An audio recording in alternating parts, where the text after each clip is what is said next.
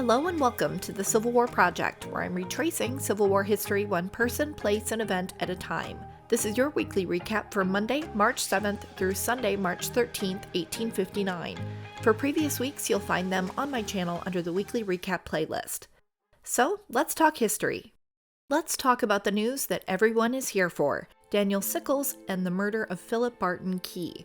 I spoke of the murder 2 weeks ago, but let me quickly recap the players. Daniel is a U.S. congressman from New York who married his wife Teresa when she was 16 and he was 33. Sickles is known around town for having affairs, but he lost it when he found out that his wife had been cheating on him for about 2 years with Philip Barton Key, son of Francis Scott Key, the Star-Spangled Banner author, who she had met during President Buchanan's inauguration. Sickles shot Key in the street as Key was begging for his life. Key, a U.S. attorney for the District of Columbia, who many found extremely good-looking, was a notorious flirt. He was a father of 4 children who are now completely parentless as their mother had died prior. His body has been taken from Washington to Baltimore, where a service was held, and he is buried next to his wife. Sickles remains in jail, though many have sent in funds or offered money for his bail. He strongly believes that it's best he stay in jail until the trial. He would probably say it was more noble, but it's important to note that several of Key's family and friends have threatened his life, so he's also safer there. He hired prominent criminal lawyer James T. Brady out of New York, who has never lost a case.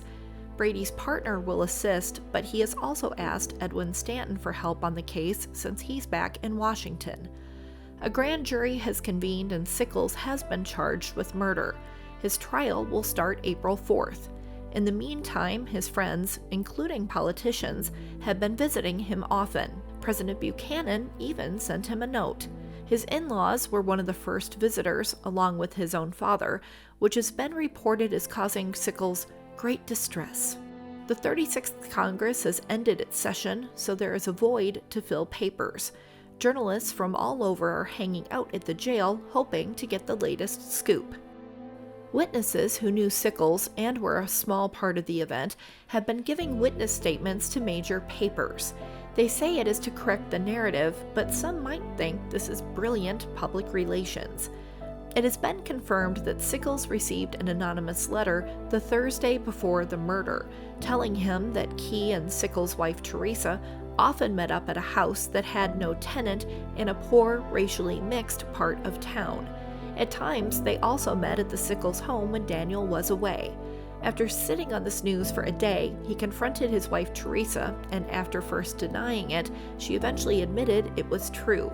He forced her to write a very detailed confession, including all the very private details of the affair between her and Key, and made her sign it with her maiden name.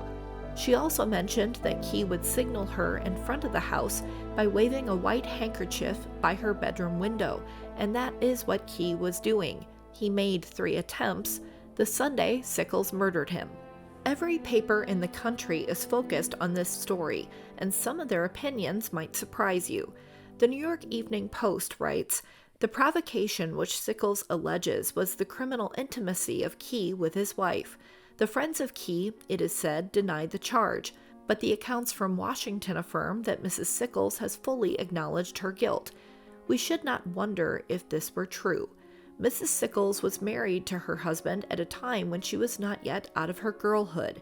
The character of the husband too often corrupts that of the wife, particularly at the impressionable period of early youth.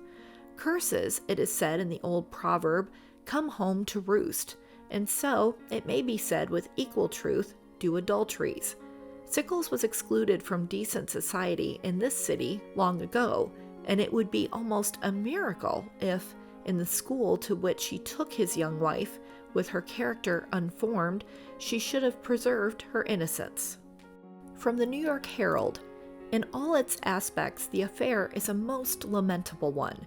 Here are 2 families desolated at one blow, one life sacrificed and others made forever miserable.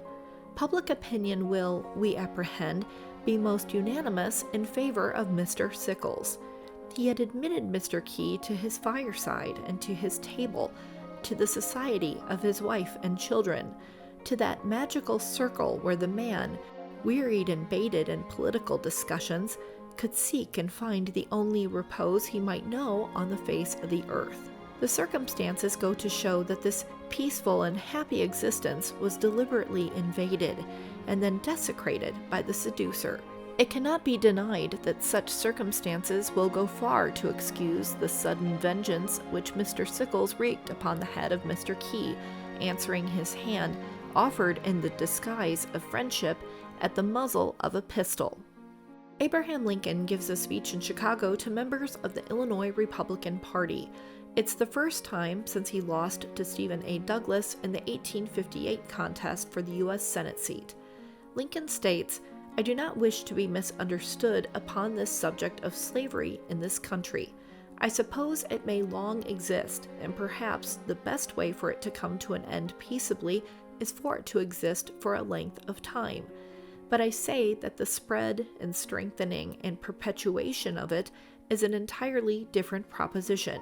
There we should in every way resist it as a wrong, treating it as a wrong, with the fixed idea that it must and will come to an end.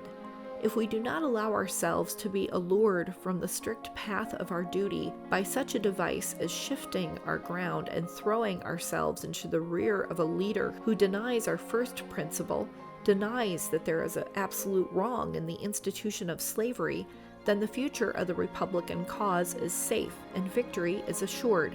Stand by your principles, stand by your guns, and victory, complete and permanent, is sure at the last." John Brown and 12 freedom seekers have been making their way out of Kansas to their destination of Canada since late January.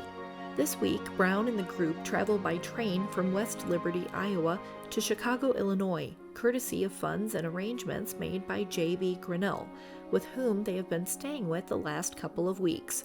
There, Brown meets with Allan Pinkerton, a Scottish-born detective, spy, and abolitionist.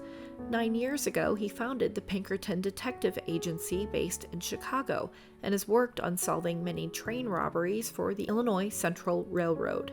There, his contact is George B. McClellan, a West Point graduate and former military leader, now serving as chief engineer and vice president. This has also led Pinkerton to work with one of the railroad company's lawyers, Abraham Lincoln. This week, Pinkerton secretly meets with Brown and provides him with $500 and a boxcar from Chicago to Detroit, Michigan, which will take the group the rest of the way. Once Brown and the group arrive in Detroit, he and the freedom seekers part ways. It's been 82 days since they left their enslavers and over 1,000 miles of travel in winter conditions. They board a ferry whose destination is Canada, where they will begin their lives as free human beings. Brown remains in Detroit and has a meeting with Frederick Douglass and several prominent African American abolitionists there in the city. Douglass is a former enslaved person who is now a famous anti-slavery orator and writer. When it comes to abolishing slavery, Douglass believes this will come through political moves and orderly democratic processes. Brown meets with Douglass and the abolitionists about his long-planned goal for a raid of the arsenal at Harper's Ferry, Virginia, where he would then arm the enslaved people in the region and lead them into a revolt. Douglass does not believe a military rebellion is the way to end slavery, and the group debates. Brown has been securing money and weapons for years. He's not about to abandon his goal. Ulysses S. Grant finds and rents a home in St. Louis, Missouri for himself, Julia, and their 4 children, Frederick, Ulysses Jr., Nellie, and Jesse.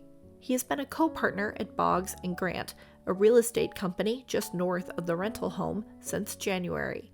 Ulysses' job is to collect rent from the tenants, but it's something he's not very comfortable with. He has been staying in St. Louis by himself for the past 2 months, with the rest of his family further south at his wife's family farm, but he never does well when he's away from his family.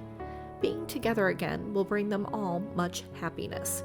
The couple writes to family and friends other news. Julia describes the house as a neat little house for us, which was simply but comfortably furnished. Ulysses writes to his father that, "We have 1 spare room and also a spare bed in the children's room so that we can accommodate any of our friends that are likely to come see us." And those are just a few of the key things that happened the week of March 7th through March 13th, 1859. Please like, subscribe, and hit the bell to receive notifications when future videos come out. Thank you for watching, and as always, I bid you an affectionate farewell.